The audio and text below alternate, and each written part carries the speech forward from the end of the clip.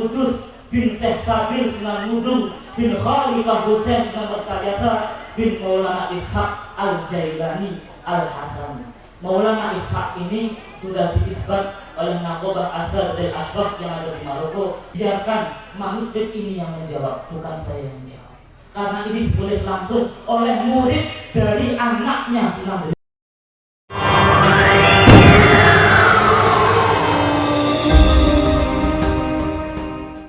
Delik dan Kiai Gusti adalah dua tokoh yang berbeda. Sunan Delik bapaknya, anaknya Kiai Gusti. Oh ya. Kendati manuskrip ini ditulis oleh Kiai Nirgoman bin Rustam. Kiai Nirgoman bin Rustam ini adalah murid dari anak pertamanya Sunan Delik yang ada di Kartasura. Namanya Kiai Sadali. Kiai Sadali di sana dikenal dengan nama Kiai Gunung Kunci. Semua anak-anaknya Kiai Sadali hanya ada di Pengalam. Keluarganya Profesor Kamal dan juga kakaknya Wan Arif yang alhamdulillah hadir pada saat ini. Kemudian Kiai Sadali atau Kiai Gunung Kunci punya adik namanya Raden Sulaiman yang panjenengan semua di sini kenal dengan nama Kiai Gusti. Lalu kenapa kok yang dikenal itu hanya Kiai Gusti saja? Nanti biarkan manuskrip ini yang menjawab, bukan saya yang menjawab, karena ini ditulis langsung oleh murid dari anaknya Sunan Delik sendiri. Valid apa mboten? Sesuai saran dari keluarga anak cucu Sunan Delik, yang saya baca hanya terjemahan bahasa Indonesianya saja. Kalau ingin tahu bahasa Jawanya, nanti bisa sowan ke Kiai Triyono atau sowan ke Profesor Kamal. Bismillahirrahmanirrahim. Inilah sejarah wali Kiai Gunung Kunci yang masyhur, yaitu Kiai Sadali. Saya menulis ini agar bisa dibuat contoh untuk orang-orang atau para alim agar tidak hilang sejarahnya dan bisa diajarkan di suatu zaman di masa depan. Di tanah Kartasura ada kiai yang berasal dari selatan barat. Kartasura ke Kebumen itu arahnya selatan barat, betul nomor betul. Paling nomor betul. Yaitu Kiai Sadali yang merupakan keturunan Kiai Kambal yang wafat di Selo di depan makam Ki Ageng Selo yang berada di dekat Ki Ageng Selo. Beliau berputra Kiai Tegal Mirip dan juga Kiai Gunung Pring yang merupakan keturunan Kiai Gede Pekalongan. Anaknya Kiai Kambal. Kiai Kambal ini adalah orang yang sangat alim di zamannya. Sunan Delik pada waktu itu disebut dengan nama Kiai Tegal Mirip. Tegal itu kalau bahasa sini mungkin hutan ya dulu. Dari ini tegalnya sudah tidak ada, tinggal miripnya saja. Kiai apa benar? Kiai Gunung Kunci atau Kiai Sadali mengaji di Pemijahan. Ini Pemijahan daerah mana? Antara Cilacap atau Pemijahan Tasikmalaya. Nanti biarkan keluarga anak cucunya yang menjawab. Setelah belajar dari ayahnya, perilakunya sangat halus dan mirip dengan kakeknya, suka beribadah kepada Allah Subhanahu wa Ta'ala. Dan ketahuilah bahwa Kiai Tegal Mirip atau Sunan Delik mempunyai julukan Kiai Dedelik, yang mana Kiai Dedelik ini sudah disebutkan oleh leluhur saya di Nganjuk. Saya seorang Nganjuk. Leluhur saya Syekh Maulana Abdullah ngomong, saya itu punya kakek namanya Raden Ahmad. Raden Ahmad punya kakak namanya Kiai Dedelik, tapi nggak jelas. Selama puluhan tahun nama Kiai Dedelik ini diperdebatkan di Nganjuk, dan ternyata saya punya keluarga di Kebumen. Dan mengutus Kiai Sadali untuk mengaji di Kiai Ahmad yang ada di Gunung Pring. Disitulah bertemu dengan para sepupunya, yaitu Kiai Hasan Tugur, Kiai Yokseno Abdullah Al-Akbar. Inilah para saudara. Hai bocah, ketahuilah Kiai Delik nama aslinya adalah Usman. Nama asli Sunan Delik, nama lahir jasadnya adalah Usman. Dan dijuluki Kiai Tegal Mirip, yang mana Kiai Kambal mengutus kedua putranya, yaitu Sunan Delik atau Kiai Tegal Mirip atau Raden Usman dan juga Kiai Ahmad, untuk pergi ke Sentolo. Sentolo itu daerah Kulon Progo, Jogja. Dan keduanya berpisah di batu pemisah. Batu pemisah ini bisa panjenengan temukan di Dusun Gunung Duk, Desa Tuksono, Kecamatan Sentono, Kabupaten Kulon Progo, Yogyakarta. Saya pernah ke sana, batunya itu terbelah menjadi dua memang. Dan versi masyarakat yang ada, batu pemisah ini adalah tanda ada dua orang saudara yang pernah berpisah. Itu versi masyarakat. Cocok dengan muslim ini. Berarti valid nomor betul. Dan ada lagi yang terakhir, yaitu Kiai Muhammad Syafi'i yang wafat saat masih kecil. Dan ketahuilah bahwa Kiai Kambal mempunyai saudara bernama Syekh Talabuddin yang berjalan ke Temanggung. Beliau berputra Kiai Basiron dan anak cucunya ada di sana. Syekh Talabuddin dan anaknya Kiai Basiron sampai hari ini belum ketemu saudara di Temanggung. Doakan semoga segera ketemu dengan saudara di Temanggung. Amin Allahumma. Yang menulis manuskrip ini adalah saya, Indoman bin Rustam. Kiai Sadali berkata kepada saudaranya tunggal bapak, mengajilah kalian di pemijahan. Kiai Tunggur berkata, kamu adalah kakak yang tertua, semoga bisa memberikan petunjuk dan perilaku yang bisa dicontoh oleh saudaranya. Inilah mirip, bacalah ayat kursi 7 kali dan sholawat Maria. Disampaikan ke Kiai Dokseno dan akan menjadi wejangan kepada anak cucunya. Amalan keluarga Semenggelik adalah ayat kursi 7 kali dan membaca sholawat Maria. Ini cocok dengan amalan keluarga saya yang ada di Nganjuk. Kiai Ahmad yang ada di Gunung Ring mengutus Kiai Sadali ke Kartasura untuk menata agama dan memberikan pencerahan kepada masyarakat setelah hancurnya keraton, perpindahan keraton dari Kartasura ke Surakarta pasca perjanjian Giyanti. Kalau tadi Profesor Kamal Dawuh di sini ada makam era 700 ya, 1700. Nah, perjanjian Giyanti itu tahun 1755. Ini valid dengan data yang ada di sini dan bukti fisik nisan yang ada di sini. Valid nomor berapa kira-kira untuk Gunung Kunci ini? Beliau memberikan salam dan menyampaikan kepada adiknya Sulaiman, wahai Sulaiman, kamu itu badalnya ayah atau pengganti. Aku memberikanmu panggilan Kiai Gusti, adiknya Kiai Sadali yang bernama Sulaiman, yang hari ini panjenengan kenal sebagai Kiai Gusti. Ini adalah anak kedua dari Kanjeng Sunan Giri. Paham ya?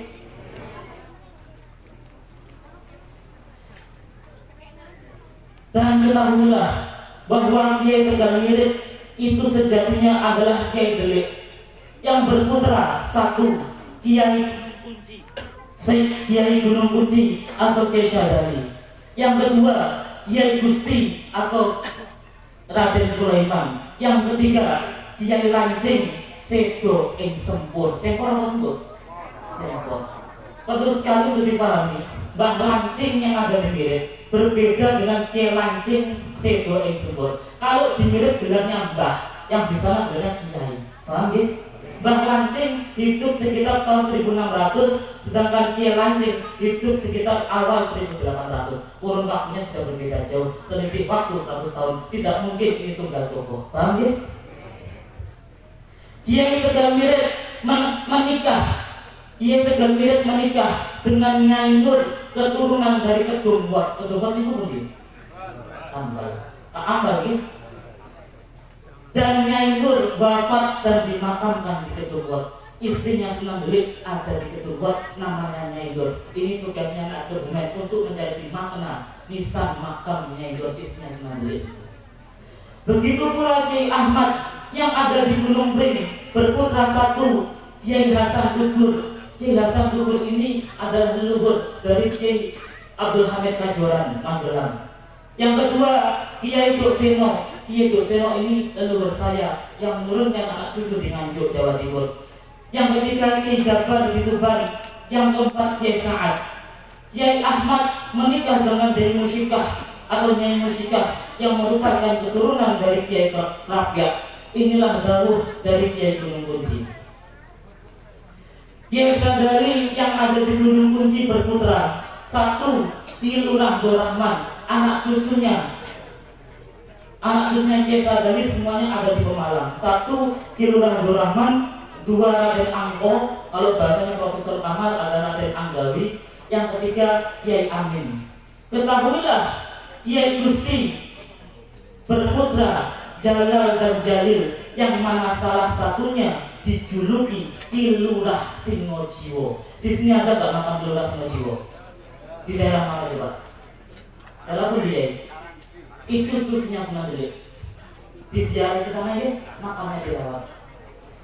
Ki Lurah Singojiwo bin Kiai Gusti bin Sunan Delik. Ki Lurah Dorahman itu mirip seperti Kiai Delik atau Ki Sunan Delik. Begitulah menurut kakeknya.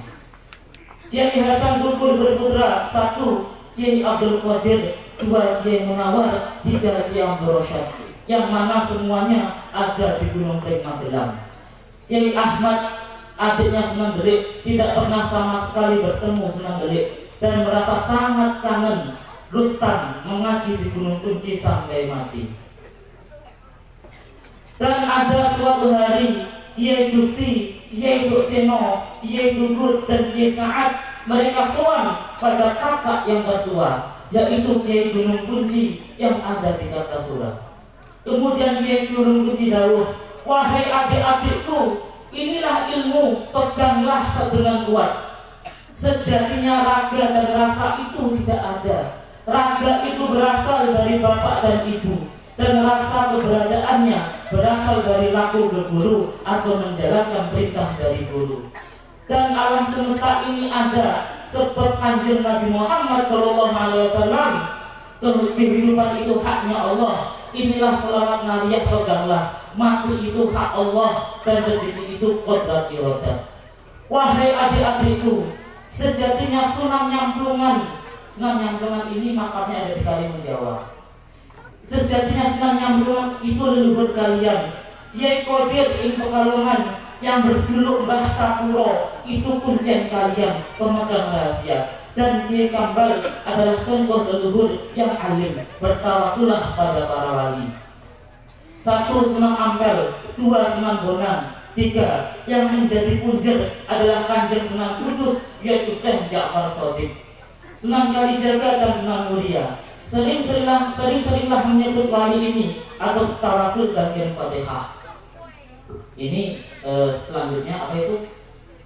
Silsilah anak cucunya Wali Songo, sebaiknya tidak perlu saya sebutkan karena ini untuk menyingkat waktu, langsung saja. Wahai adik-adikku, bolehlah kalian melihat putraku, yaitu Abdurrahman dan Anggor, dan ada lagi yang terakhir bernama Amin yang kelak akan menanamkan dumadi di tanah dongkal. Tanah dongkal itu sekarang mungkin jadi randu dongkal atau apa. Nanti Profesor Kapan yang bisa menjawab ini. Lalu Kiai Dukseno berkata, "Wahai kakak yang tertua, semoga kamu bisa menjadi contoh untuk semuanya." Kiai Gunung Kunci lalu memberikan wejangan pada Kiai Dukseno agar memberikan nama Maulana Abdullah kepada putranya yang mirip nama temannya. Wahai adikku Sulaiman yang disebut Kiai Gusti, sesungguhnya Kiai Delik sang ayah pernah memberikan wejangan atau dawuh, siapapun orang yang mengenalku tidak akan mati dengan sia-sia. Ini dawuhnya Sunan Delik. Apa tadi? Siapapun orang yang mengenalku tidak akan mati dengan sia-sia. Kiai Sadali adalah orang yang sangat alim perilaku dan perbuatannya. Beliau menghidupkan Islam dan bagus ucapannya. Tulisan ini sudah selesai. Inilah sejarah para keturunan Wali Agung yang hilang pasti akan kembali di suatu zaman nanti. Hari Sabtu paling akhir bulan Maulud, saya memuji Zat yang agung, Allah yang ciptakan rasa, Ahmadullah Rabbul Alamin. Manuskrip Gunung Kunci bagian pertama ini ditulis hari Sabtu paling akhir di bulan Maulud. Nah, ini wallahu a'lam, entah ini kebetulan atau memang sudah direncanakan leluhur. Hari ini hari Sabtu paling akhir di bulan Maulud. Sesuai dengan apa yang didahulukan oleh manuskrip Gunung Kunci ini 200 tahun yang lalu. Kemudian inilah dawuh dari cucunya Sunan Delik yang ada di Tegal Mirip, yaitu yang bernama Ki Lurah Rahman, yang menjadi Amirul Qaryah atau kepala desa di tanah dongkal yang ada di selatan. Saya menulis ini untuk menyempurnakan tulisan dari Kiai Guru dan menyatukan di tanah ini, yaitu Gunung Kunci Kartasura. yang pernah menulis sebelumnya adalah Kiai Midoman. Seperti itulah yang saya tahu. Nama Yudo semoga diakui sebagai murid Ki Lurah Dorahman. Ki Lurah Dorahman ini adalah cucu pertamanya Sunan Gede. Ki Lurah Dorahman berkata, saya itu keturunan para ulama. Bapak saya bernama Kiai Sadali, kakek saya bernama Kiai Delik, dan buyut saya bernama Kiai Kambal. Kiai Delik ini juga berputra Kiai Gusti, dan dia adalah adik dari bapak saya, yang mana mempunyai santri yang bernama Eyang Banca. Kiai Gusti punya santri namanya Eyang Banca. Ini tugasnya naik ke bumi nanti untuk mencari di mana makam Eyang Banca yang ada di bumi ini. Kiai Gusti wafat dengan menjerit kesakitan karena sakit, kemudian memberikan rasa atau kontak batin kepada adiknya Kiai Lancing Seba ing Sempor agar dimakamkan di sisi Kiai Delik. Yang sana makamnya Sunan Delik, yang sini makamnya Kiai Gusti. Mereka semua adalah adiknya bapak. Sejak kecil, Ki Lurah Dorahman dawuh, sejak kecil saya diasuh oleh kakek. Berarti Ki Lurah Dorahman itu kecilnya di sini, di Tegalmirip sini. Dan kemudian saya menjadi lurah dengan membawa saudara di Tanah Dongal. Ketahuilah wahai Yudo, bapak saya Kiai Sadali di Gunung Kunci adalah orang yang penuh kasih sayang, orang fakir dan orang rendah dianggap sama. Hal itu menunjukkan terah para ulama agung dan juga para wali agung, yaitu Kanjeng Sunan Ampel Hasan di Nyamplungan Jepara. Kemudian ketika Kiai Delik kakek saya sudah tiba waktu nazarnya, ini cerita meninggalnya Sunan Delik. Ini mau diperhatikan. Ini cerita meninggalnya Sunan Delik sesuai yang diucapkan oleh cucunya sendiri, Ki Lurah Dorahman. Ketika sudah tiba waktu nazarnya, mungkin memang sudah waktunya kembali kepada Gusti Allah Subhanahu wa Ta'ala. Kemudian saya dipanggil dan seketika itu langsung berjalan bersama angkor ke Gunung Pring. Tujuannya untuk sowan kepada Kiai Ahmad yang merupakan saudara dari kakek. Akan tetapi malah bertemu dengan cucu-cucunya, yaitu Kiai Munawar, Kiai Hasan Abdul Qadir. Mereka adalah putra Kiai Dugur. Ternyata Kiai Ahmad sudah diutus ke Ngantang, tanah Krain yang ada di Jawa Timur. Artinya Sunan Delik meninggalnya di Malang, di daerah Ngantang. Saya pernah ke sana karena ini memang leluhur saya. Mungkin ini sudah waktunya para wali berpulang ke rahmatullah seperti kakek dan saudaranya. Itu semua adalah sepupuku. Maaf. Setelah itu saya Ki Lurah Dorahman berangkat bersama ke Tegalmirip.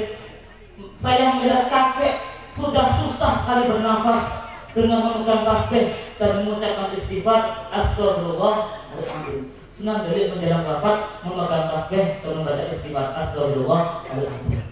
Di situ ada Kiai Gusti dan para putranya. Ketika saya sudah sampai, mereka sungkem dan hormat sambil tersenyum. Kiai Gusti dawuh atau berkata, inilah anak yang menggembirakan Kiai Delik yang ditunggu kedatangannya. Beliau sudah datang. Kemudian Ki Lurah Dorahman sowan di samping kakeknya, yaitu Sunan Delik. Lalu Kiai Delik memberikan dawuh, jika sudah hilang sejarah yang ada, maka kamulah yang harus kembali untuk meneruskan sejarah ini dengan sempurna dan benar. Ucapan kakek saya pegang dengan kuat. Saya akan kembali jika sejarahnya hilang. Lalu nazaknya semakin kuat dan mengucapkan kalimat tauhid la ilaha illallah. Ketika datang ajalnya, keluarlah nyawa dari raga dan kemudian semua orang menangis bagaikan hujan. Dulu semua orang Tegalmirip ini pernah menangis kehilangan sosok Sunan Delik. Begitulah cerita wafatnya Kiai Delik atau Sunan Delik.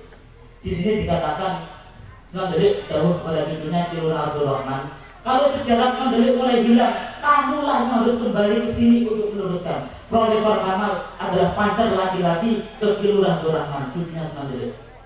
Berarti ini sesuai dengan yang didahulukan oleh Sunan Delik 200 tahun yang lalu, memberikan wejangan kepada cucunya, kalau hilang kamu kembali. Dan yang kembali ke sini adalah Profesor Kamal yang pancar laki-laki ke Ki Lurah Dorahman bin Kiai Sadali bin Sunan Delik. Pada suatu hari setelah Kiai Gusti menyusul wafat, saya kembali pergi ke Tegalmirip dan bertemu dengan Ki Lurah Singojiwo Singowijoyo. Singowijoyo makamnya di mana? Di mana ya? Ini kembar lagi. Singojiwo dan Singowijoyo ini kembar. Singowijoyo di mana makamnya? Di sini ya. Di Rawagih makamnya. Ini cucunya Sunan Gede. Singojiwo dan Singowijoyo. Itu semua adalah sepupu-sepupu. Kiai Singojiwo berputra Kiai Pandito Laksono, yang mana Kiai Pandito Laksono ini adalah leluhurnya Kiai Triyono yang sungkem ke Kedungwot, dan juga Kiai Syakur yang ada di Banjarkoro. Ini masih khilaf antara Banjarnegara atau mana ya? Banjarkoro disebutnya. Wallahu alam. Mungkin dulu ada nama desa Banjarkoro sekitar sini ya. Sekarang mungkin sudah berubah nama atau gimana, wallahu alam. Karena yang saya baca ini dokumen tahun 1800 tahun yang lalu. Saya mengambil batu bata merah yang telah dibuat oleh para resi di tanah Peradenan. Peradenan itu mana? Batu batanya Sunan Gede itu diambil dari tanah Peradenan yang sebelumnya dibuat oleh para resi.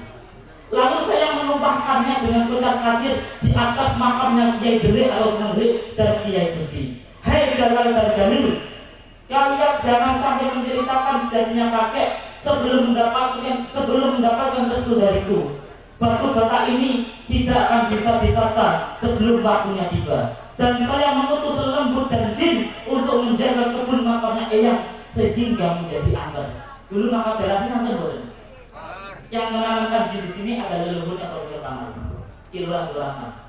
Dan batu batanya dulu bisa ditata tidak? Tidak bisa. Sekarang bisa ditata karena mungkin sudah waktunya, sejarahnya dikembalikan. Lalu kemudian ada anak laki-laki yang bagus sowan ke Gunung Kunci.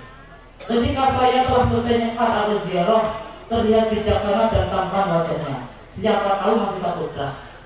Kami itu siapa dan hendak pergi kemana? Saya Maulana Abdullah Ma'alim dari Watu Jombol Gunung Ring yang hendak pergi ke Jawa Timur untuk mencari pencerahan dan kehidupan agar anak cucuku diberi keselamatan. Nah, Maulana Abdullah ini adalah leluhur saya yang pertama kali datang ke Nganjuk. Langsung saja nih, untuk minat waktu ya. Inilah kehidupan Ki Lurah Rahman yang bertemu di Gunung Kunci untuk terakhir kalinya. Tulisan ini sudah selesai dan sempurna.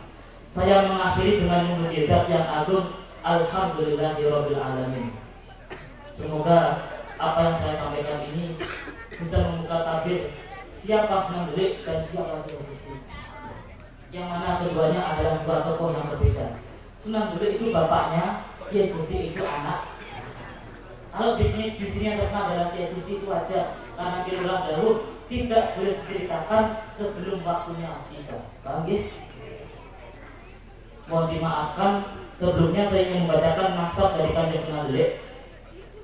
Beliau Raden Usman Sunan Gede, kalau di sini sebut Kiai Tegal Wirid, bin Hambali atau Kiai Kambal, bin Muhyiddin, bin Abdul Qahar, bin Abdul Qadir, Ki Gede Pekalongan atau Mbah Sapuro, bin Abdul Jali, bin Ali Al-Azim, Panembahan Setono Agung, bin Syekh Amir Hasan Sunan Nyamblungan, bin Syekh Ja'far Shadiq Sunan Kudus, bin Syekh Sabir Sunan Mudung, bin Khalifah Husain Sunan Perkayasa, bin Maulana Ishaq Al-Jailani Al-Hasani. Maulana Ishaq ini sudah diisbat oleh Naqobah Asar dari Ashraf yang ada di Maroko. Beliau adalah keturunan dari Syekh Abdul Qadir Al-Jailani. Berarti Sunan Gede ini adalah keturunan dari Syekh Abdul Qadir Al-Jailani. Dibuktikan dengan cara panjenengan tawasul. Setelah tawasul ke Kanjeng Nabi, siapa yang tawasul? Syekh Abdul Qadir, summa ila hadrati Sultanul Auliya, Syekh Abdul Qadir Al-Jailani. Al-Fatihah.